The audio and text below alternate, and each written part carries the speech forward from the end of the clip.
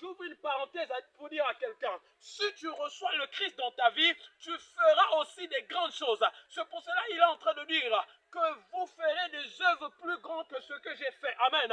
Christ dit cela pourquoi? Parce qu'il sait qu'il est venu vivre en nous afin de faire les mêmes choses qu'il était en train de faire lorsqu'il était sur la terre. Amen.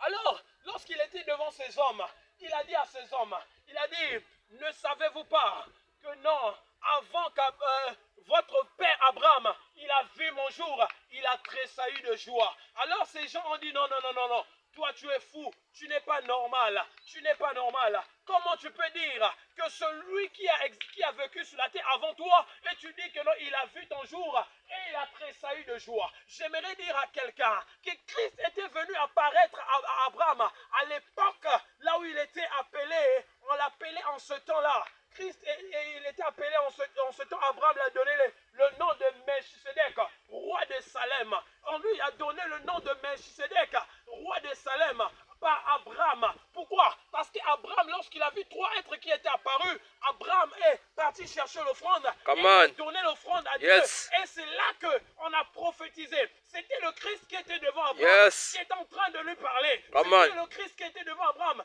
qui était en train de lui dire ces choses, qui était en train de parler à ces choses, qui est en train de dire toutes ces choses à Abraham et qui a déclaré ces mystères sur lui. C'est pour cela, ce jour-là, lorsqu'il a commencé à dire aux pharisiens que non, votre père Abraham, il a vu mon jour, il a tressailli. Ils ont dit non, non, non, non, non, tu es fou. Toi, à peine un jeune de 30 ans, un jeune de 30 ans, un jeune de 32 ans, un jeune de 31 ans, mais tu es en train de dire que le vieux Abraham, lorsqu'il a vu ton jour, il a tressailli. Ils ont pris cela de fou parce que ce n'était pas normal. Ce n'était pas normal à leurs yeux. Ils n'arrivaient pas à comprendre les mystères de Dieu. Alors, ce n'est pas aux hommes qui ont l'intelligence humaine de comprendre des choses de l'esprit. Mais des choses de l'esprit sont faites pour les hommes d'esprit. Amen.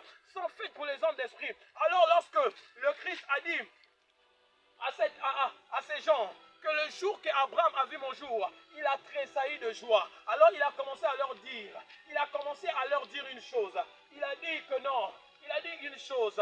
Il a commencé à dire que non, le Dieu qui est apparu à Moïse, c'est le même Dieu.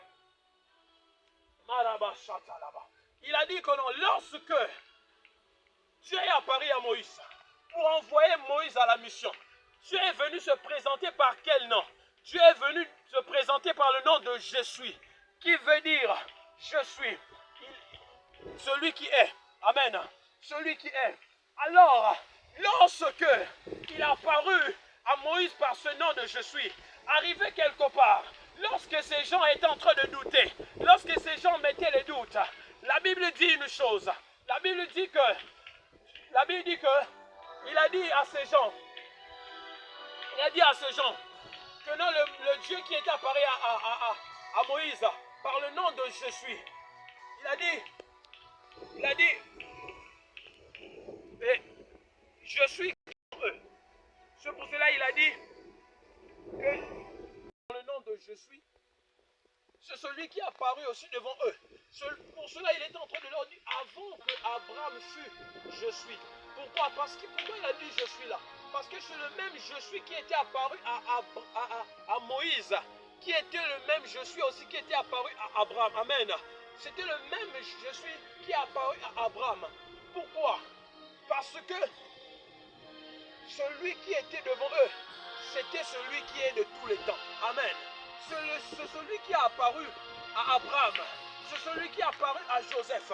C'est celui qui est apparu à Jacob. C'est celui qui est apparu à Moïse. C'est celui qui est venu aussi jusqu'à nos jours. Il a maintenant porté la chair. Il est descendu. Il est né dans le ventre d'une femme. Et il a commencé à marcher sur la terre des hommes comme des hommes. Il a commencé à faire des choses comme les hommes. Alors j'aimerais dire à quelqu'un, la Bible dit, on va se chuter par là. La Bible dit une chose, que non, Christ a reçu un nom souverainement élevé. Mais pourquoi on dit que Christ a reçu un nom souverainement élevé? Je verrai ouvrir quelqu'un les yeux. Pourquoi?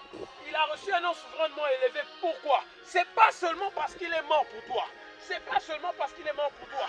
Parce il est le Dieu véritable. C'est pour cela on l'a élevé souverainement parce qu'il a accepté de prendre la chair, de descendre. Un Dieu qui s'est rabaissé, un Dieu qui s'est humilié, un Dieu qui s'est dépouillé de son onction. J'aimerais dire à quelqu'un, si Dieu devait descendre sur la terre avec toute sa puissance, les hommes ne devaient pas le contenir. C'est pour cela, le jour-là même, lorsque, à l'époque de Moïse, lorsqu'il a dit une chose, il a dit, le peuple a dit, non, non, non, Moïse, à toute fois tu dis seulement que Dieu te parle. Mais aujourd'hui, on veut aussi entendre la voix de Dieu. Et Moïse a dit, ok, vous allez vous préparer, vous allez vous sanctifier. Alors Dieu va vous parler. Malgré la sanctification du peuple, mais ils n'ont pas pu écouter la voix de Dieu. Malgré la sanctification du peuple, ils n'ont pas pu écouter la voix de Dieu. Ils n'ont pas pu écouter la voix de Dieu. Devant eux, la voix de Dieu était comme des tonnerres. Ça, c'était tout juste la voix de Dieu. Mais arrivé encore quelque part, Moïse arrive quelque part. Il dit à Dieu, Seigneur, je veux voir ta gloire. Je veux voir ta gloire. Seigneur, le Seigneur lui dit, si tu veux voir ma gloire, personne n'a vu ma gloire et vivre. Personne ne peut me voir et vivre. Parce qu'il a juste vu le Seigneur l'a dit, tu vas juste te couvrir.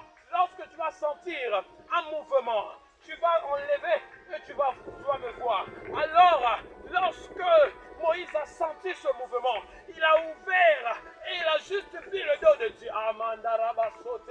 J'aimerais dire à quelqu'un que lorsque Moïse était descendu du lieu là où il était, la Bible dit qu'il avait vieilli parce que personne ne peut être devant la gloire de Dieu avec ce corps. C'est pour cela que Christ n'a vu, il ne pouvait pas descendre dans la gloire. Il ne pouvait pas descendre dans la gloire sur la terre afin de venir sauver le peuple. Il ne pouvait pas descendre dans la gloire afin de venir sauver le peuple. Parce que s'il devait descendre dans la gloire, personne ne devait supporter cette gloire. La chair ne peut pas supporter la gloire.